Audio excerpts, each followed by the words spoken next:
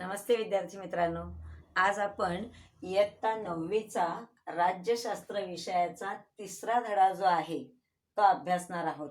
आपल्या पाठाचं नाव आहे भारताची सुरक्षा व्यवस्था. आतापर्यंत आपण राज्यशास्त्राची 2 प्रकरणं अभ्यासलेली आहेत आणि त्या प्रकरणामध्ये आपण अभ्यास केलेला आहे की परकीय आक्रमण आणि अंतर्गत अव्यवस्था यापासून आपल्या राष्ट्राला सुरक्षित ठेवणे आणि आपल्या राष्ट्राच्या ज्या भौगोलिक सीमा आहेत त्या सीमांचं संरक्षण करणे हे प्रत्येक राष्ट्राचं कर्तव्य आहे. प्रत्येक राष्ट्राचे हितसंबंध असतात हे की आपल्या राष्ट्रावर दुसऱ्या कुठल्याही राष्ट्राचं आक्रमण होता कामा नये. आपल्या अंतर्गत जी अव्यवस्था आहे ती दूर व्हायला पाहिजे आणि सुव्यवस्था निर्माण झाली पाहिजे आणि आपल्या भौगोलिक सीमा सुरक्षित राहिल्या पाहिजेत. तर यासाठी प्रत्येक राष्ट्र आपापल्या राष्ट्रीय पातळीवर सुरक्षा व्यवस्थेची निर्मिती करत असतो. त्याचप्रमाणे आपल्या देशात सुद्धा अशीच भक्कम अशी सुरक्षा व्यवस्था निर्माण केली गेली आहे.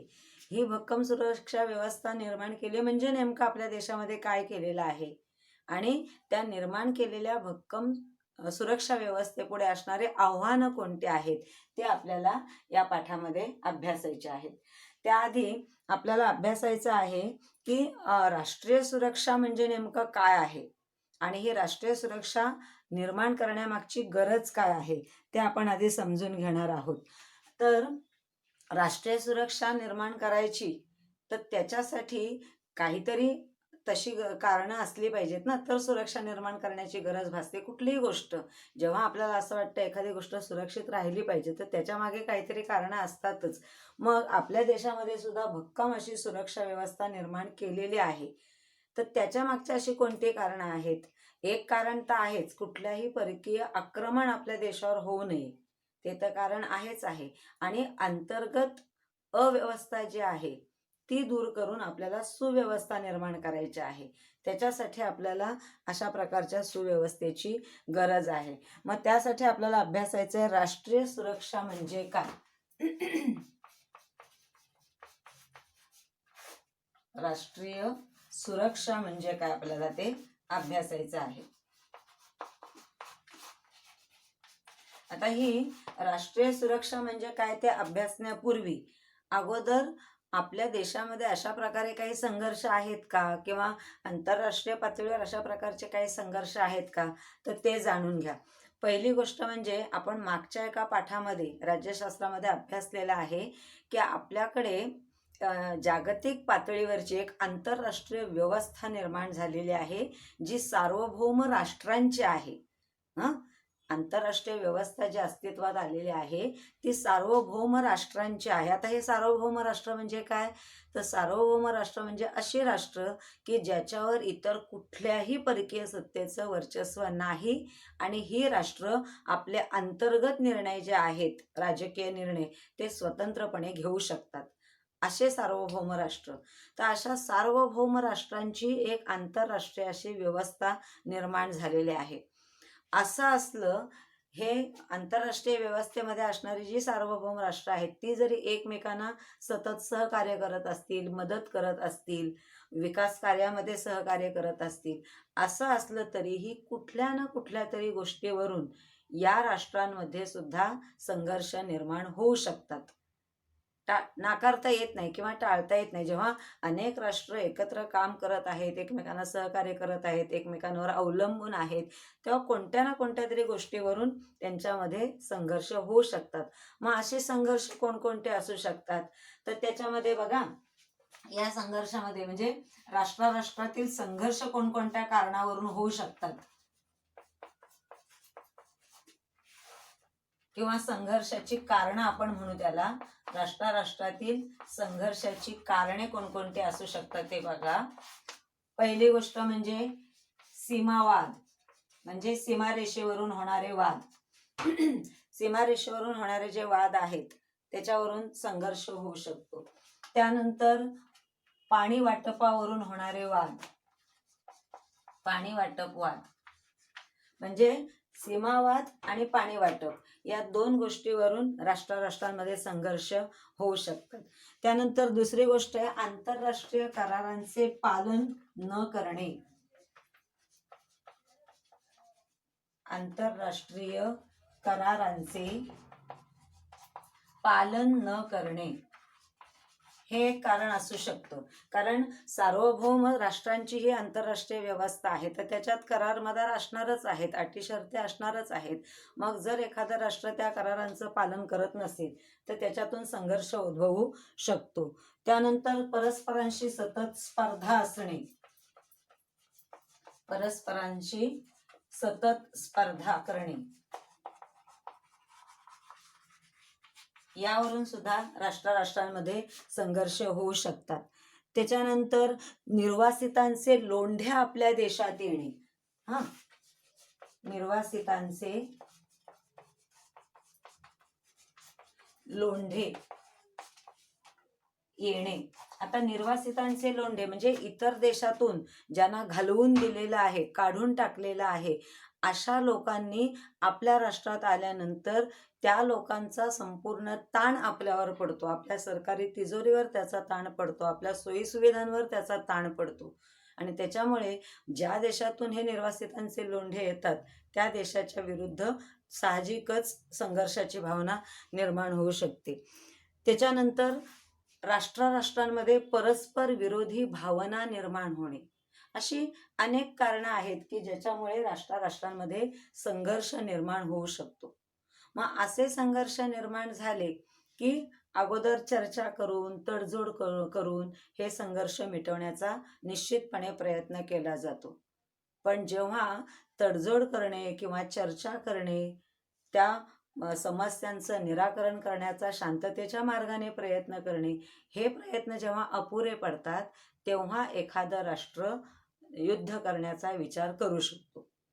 आणि मग जर का एखाद्या राष्ट्राने अशा प्रकारचा युद्ध करण्याचा विचार केलाच तर मात्र मग ते आपल्या सार्वभौमत्वाला आव्हान देण्यासारखं आहे आणि इथेच मग संघर्षाची ठिणगी पडू शकते. मग ज्या वेळेला सार्वभौमत्वाला आव्हान दिलं जातं, ज्या वेळेला आपल्या सार्वभौमत्वाच्या अस्तित्वाच्या रक्षणाचा प्रश्न येतो त्यावेळेला राष्ट्रीय सुरक्षेची गरज असते. मग आता राष्ट्रीय सुरक्षा म्हणजे नेमकं काय, तर तुमच्या पुस्तकामध्ये व्याख्या दिलेली आहे बघा. इथे पान नंबर 72 वर या ठिकाणी व्याख्या दिलेली आहे बघा. आक्रमक राष्ट्रांच्या लष्करी सामर्थ्यामुळे अशा प्रकारचे आव्हान निर्माण होते. कोणत्याही परिस्थितीत राष्ट्राच्या सार्वभौमत्वाचे आणि अस्तित्वाचे रक्षण करणे हे राज्याचे पहिले कर्तव्य आणि जबाबदारी असल्याने राज्याला आपापली व्यवस्था, सुरक्षा व्यवस्था कायम सज्ज आणि अद्ययावत ठेवावी लागते. यालाच राष्ट्रीय सुरक्षा असे म्हणतात. येते लक्षात? राष्ट्रीय सुरक्षा म्हणजे काय आहे? राष्ट्रीय सुरक्षा म्हणजे काय आहे तर कोणत्याही परिस्थितीत आपल्या राष्ट्राच्या सार्वभौमत्वाचं आणि अस्तित्वाचं रक्षण करण्यासाठी प्रत्येक राष्ट्राला आपली सुरक्षा व्यवस्था जी आहे ती सज्ज आणि अद्ययावत ठेवावी लागते. यालाच राष्ट्रीय सुरक्षा असं म्हटलं जातं. येते लक्षात? म्हणजे इथे आणखीन एक गोष्ट महत्त्वाची लक्षात ठेवण्यासारखी आहे. तुमच्या व्याख्यामध्ये म्हटलंय बघा, कुठल्याही परिस्थितीत आपल्या राष्ट्राचे सार्वभौमत्व आणि अस्तित्व टिकवून ठेवणे हे प्रत्येक राज्याचं पहिलं कर्तव्य आणि जबाबदारी आहे. हे एक वाक्य महत्त्वाचं आहे. येते लक्षात? आपल्या राष्ट्राचं सार्वभौमत्व आणि आपल्या राष्ट्राचं अस्तित्व टिकवणं हे प्रत्येक राज्याचं पहिलं कर्तव्य आणि जबाबदारी आहे. तर यासाठी आपल्या प्रत्येकच राष्ट्राला राष्ट्रीय पातळीवर भक्कम अशी सुरक्षा व्यवस्था निर्माण करणं गरजेचंच आहे आणि ती अद्ययावत असली पाहिजे. म्हणजे वर्तमान काळात ज्या प्रकारच्या शस्त्रास्त्रांची गरज आहे तशी शस्त्रास्त्र त्या लष्करी व्यवस्थेत किंवा त्या सुरक्षा व्यवस्थेमध्ये असणं गरजेचं आहे. आता अशा प्रकारचे समजा संघर्ष निर्माण झाले, आपल्या राष्ट्रीय सार्वभौमत्वाला किंवा अस्तित्वाला धोका निर्माण झाला तर तो ओळखायचा कसा? कारण जोपर्यंत आपल्याला माहीत होणार नाही की तो धोका आपल्याला कसा निर्माण झाला, कुठून निर्माण झाला, तोपर्यंत आपण त्याच्यावर मार्ग काढणार नाही. मग त्यासाठी आपल्या राष्ट्रीय सुरक्षितेचं जतन करण्याचे मार्ग कोणकोणते आहेत ते समजून घेणं गरजेचं आहे.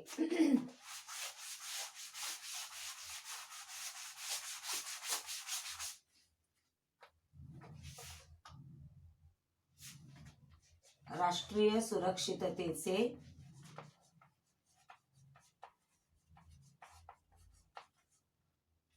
किंवा राष्ट्रीय सुरक्षेचे जतन करण्याचे मार्ग.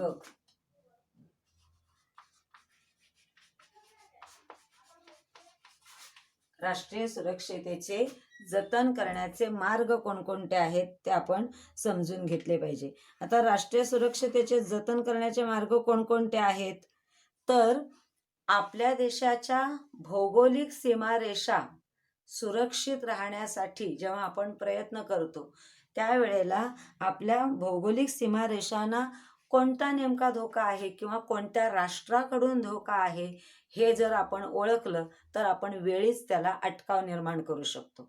बरोबर.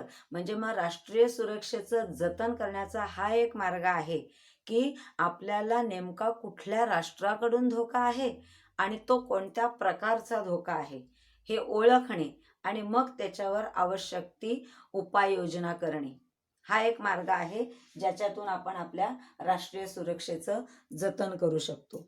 त्यानंतर दुसरा मार्ग आहे तो म्हणजे हा धोका दूर करण्यासाठी ज्या कुठल्या राष्ट्राकडून आपल्याला धोका आहे, ज्या कुठल्या राष्ट्राने कुठल्या मार्गाने आपल्याला त्रास होणार आहे, तर तो धोका निर्माण करण्यासाठी तशाच प्रकारच्या शस्त्रास्त्रांची निर्मिती होणं गरजेचं आहे.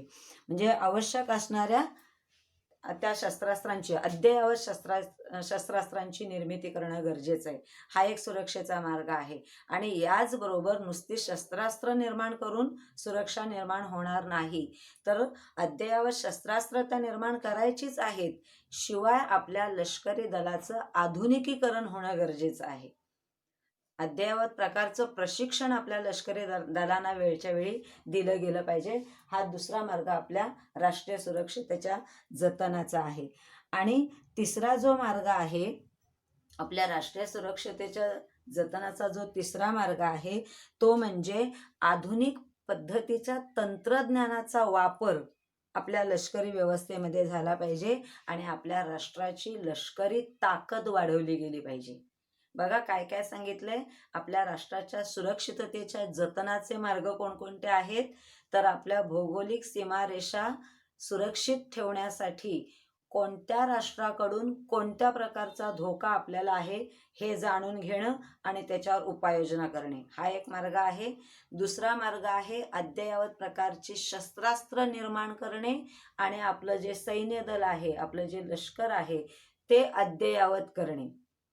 तिसरा मार्ग जो आहे त्याच्यामध्ये नुसती शस्त्रास्त्र निर्माण करायची नाहीत, तर आधुनिक प्रकारच्या तंत्रज्ञानाचा वापर करता येईल अशा प्रकारची ती शस्त्रास्त्र निर्माण करून आपल्या सुरक्षा व्यवस्थेला, आपल्या लष्करी दलाला तशा प्रकारे प्रशिक्षित करायचा आहे. हा तिसरा मार्ग आहे. आणि चौथा मार्ग जो आहे तो इतर जी राष्ट्र आहेत, सार्वभौम व्यवस्थेतली, आंतरराष्ट्रीय व्यवस्थेतली जी इतर राष्ट्र आहेत त्या इतर राष्ट्रांचा पाठिंबा मिळवून, त्या इतर राष्ट्रांचं सहकार्य मिळून आपल्या देशाचा धोका दूर करण्याचा प्रयत्न केला पाहिजे. म्हणजे अशा पद्धतीने या वेगवेगळ्या मार्गांनी आपण आपल्या राष्ट्रीय सुरक्षिततेचं जतन करू शकतो किंवा आपली राष्ट्रीय सुरक्षितता जी आहे ती जपू शकतो. आपलं सार्वभौमत्व, आपलं अस्तित्व याचं रक्षण करू शकतो. आणि प्रत्येक राष्ट्राचं सार्वभौमत्व आणि अस्तित्व टिकवणे हे त्या त्या राज्याचं पहिलं कर्तव्य आणि पहिली जबाबदारी आहे. आणि प्रत्येक राष्ट्र आपल्या आपल्या राष्ट्राच्या अस्तित्वासाठी, सार्वभौमत्वाच्या रक्षणासाठी अशा प्रकारची भक्कम अशी व्यवस्था निर्माण करत असतात. त्याच्यानंतर आता हे जर संघर्ष टाळायचे असतील, युद्ध होऊच द्यायचं नाही, संघर्ष टाळायचा आहे, तर त्यासाठी अनेक उपाय आपण करू शकतो. सगळ्यात पहिला उपाय म्हणजे शांततेच्या मार्गाने वाटाघाटी करून त्या ज्या गोष्टीवरून संघर्ष निर्माण झाले त्याचा निराकरण करण्याचा प्रयत्न केला पाहिजे. त्याच्यानंतर राष्ट्रांमधलं जे परस्परावलंबन आहे ते अधिकाधिक कसं वाढेल ते पाहिलं पाहिजे. जेव्हा राष्ट्राराष्ट्रातील परस्परावलंबन अधिकाधिक वाढेल तेव्हा संवाद वाढेल, आणि संवाद वाढला की आपोआपच वाद कमी होईल, नाही का? म्हणजे राष्ट्राराष्ट्रामधील संघर्ष टाळण्याचे हे पण मार्ग आहेत. जास्तीत जास्त परस्परावलंबन वाढवणे, जेणेकरून संवाद वाढवता येईल, आणि संवाद वाढला की आपोआपच राष्ट्राराष्ट्रांमध्ये असलेला जो वाद आहे तो कमी करण्याचा प्रयत्न करता येईल. त्यानंतर चर्चा आणि वाटाघाटींसाठी व्यासपीठ निर्माण करून देणं. ज्या कुठल्या राष्ट्राला काही तक्रारी असतील, अडचणी असतील, तर त्यांना त्या मांडता आल्या पाहिजेत. तर त्यासाठी विविध पातळीवर व्यासपीठांची निर्मिती होणं गरजेचं आहे. व्यासपीठ मिळवून देणं गरजेचं आहे. आणि युद्धामुळे प्रचंड आर्थिक हानी होते, हे वारंवार जेव्हा राष्ट्रांच्या लक्षात येईल तेव्हा त्या भीतीमुळे तरी युद्ध टाळले जातील. कारण एक युद्ध म्हटलं की कोट्यावधी रुपयांचा चुराडा होतो तो होतोच. युद्धात लढणाऱ्या दोन राष्ट्रांचं आर्थिक वित्तहानी पण होते, जीवितहानी पण होते, सार्वजनिक मालमत्तेचं नुकसान पण होतं, आणि त्याची झळ अख्ख्या जगाला सोसावी लागते. तर ही एक गोष्ट वारंवार लक्षात आणून दिली गेली पाहिजे, म्हणजे निदान ह्या सगळ्या अशा नुकसानीच्या भीतीने तरी युद्ध टाळण्याचा प्रयत्न केला जाऊ शकेल. आणि ही शस्त्रास्त्र स्पर्धा रोखली पाहिजे. शस्त्रास्त्र स्पर्धा असल्यामुळे असुरक्षिततेची भावना जी निर्माण होते, ती भावना जर वाढीस लागली तर पण एक युद्ध थांबेल. तर त्याच्यामुळे स्पर्धा नको, एकमेकांना सहकार्य जरूर करा पण स्पर्धा नको. तर अशा प्रकारचे अनेक मार्ग आहेत की ज्यामुळे आपण युद्ध टाळू शकतो आणि आपल्या राष्ट्रीय सुरक्षिततेचं जतन करू शकतो. ह्या वेगवेगळ्या मार्गांचा जर आपण विचार केला, वापर केला, तर निश्चितपणे आपल्या देशाला असणारा जो धोका आहे किंवा आपल्या देशात असुरक्षितता निर्माण होण्याची जी भीती आहे ती कमी होऊ शकते. त्यासाठी हे विविध मार्ग आहेत. आपल्या देशामध्ये अशा प्रकारची सुरक्षितता, भक्कम अशी सुरक्षितता निर्माण करण्यासाठी आपलं भारताचं जे लष्कर आहे ते 3 दलांमध्ये विभागलेलं आहे. आता हे 3 दल कोणते ते आपण पाहूया.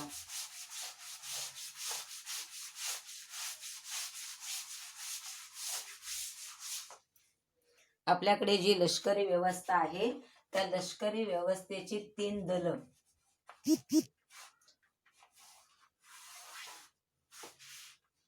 पहिला आहे भूदल,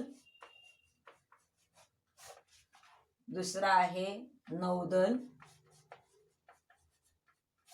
आणि तिसरा आहे वायुदल. हे आपल्या भारतीय लष्करी व्यवस्थेचं 3 विभाग आहेत. 3ही विभाग तितकेच महत्त्वाचे आहेत. आता आपलं हे जे लष्करी विभागांपैकी भूदल जे आहे ना, ते भौगोलिक सीमांचं रक्षण करण्याचं काम ह्यांच्याकडे आहे. भूदलाचं काम कोणतं आहे? भौगोलिक सीमांचे रक्षण करणे, हे काम आहे भूदलाकडे. भूदल काय करतं? भौगोलिक सीमांचे संरक्षण करणे. त्यानंतर नौदल जे आहे ते सागरी सीमांचे संरक्षण करणे, हे सागरी सीमांचे रक्षण करणे हे नौदलाचं काम आहे. आणि शेवटचा वायुदल जो आहे त्या वायुदलाचं काम काय आहे? हवाई सीमा आणि अवकाशाचे रक्षण करणे. वायुदलाचं काम काय आहे बघा? हवाई सीमा व अवकाशाचे रक्षण.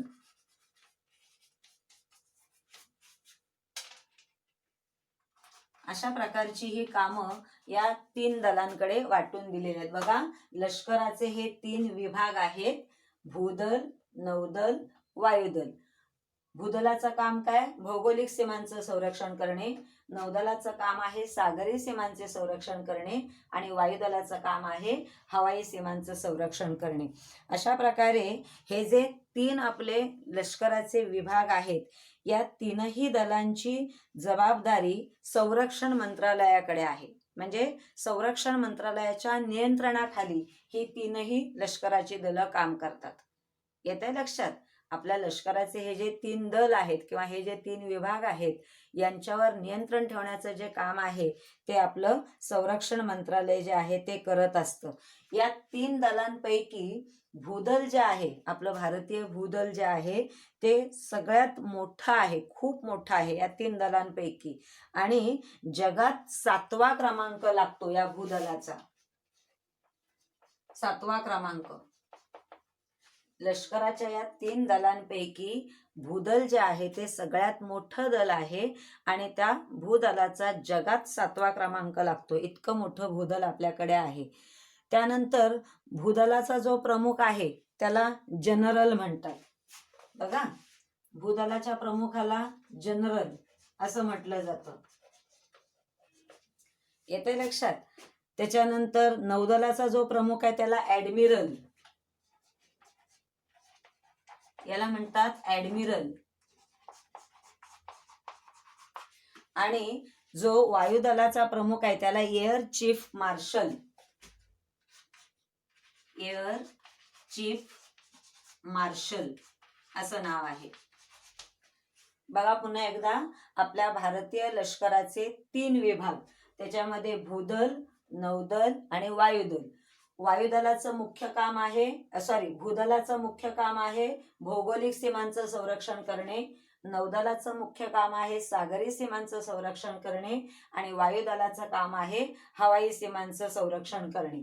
त्यानंतर आपलं भूदल जे आहे ते खूप मोठं आहे आणि जगात त्याचा 7वा क्रमांक लागतो. भूदलाचा जगात 7वा क्रमांक लागतो. त्यानंतर भूदलाच्या प्रमुखाला जनरल म्हणतात, नौदलाच्या प्रमुखाला ऍडमिरल म्हणतात आणि वायुदलाच्या प्रमुखाला chief marshal, air chief marshal असं म्हटलं जातं. आणि या 3ही दलांचा जो प्रमुख आहे तो म्हणजे आपल्या भारताचे राष्ट्रपती. या 3ही दलांचे प्रमुख म्हणून भारताचे राष्ट्रपती काम पाहतात. ठीक आहे, धन्यवाद. पुढचा भाग आपण नंतरच्या तासिकेला पाहू.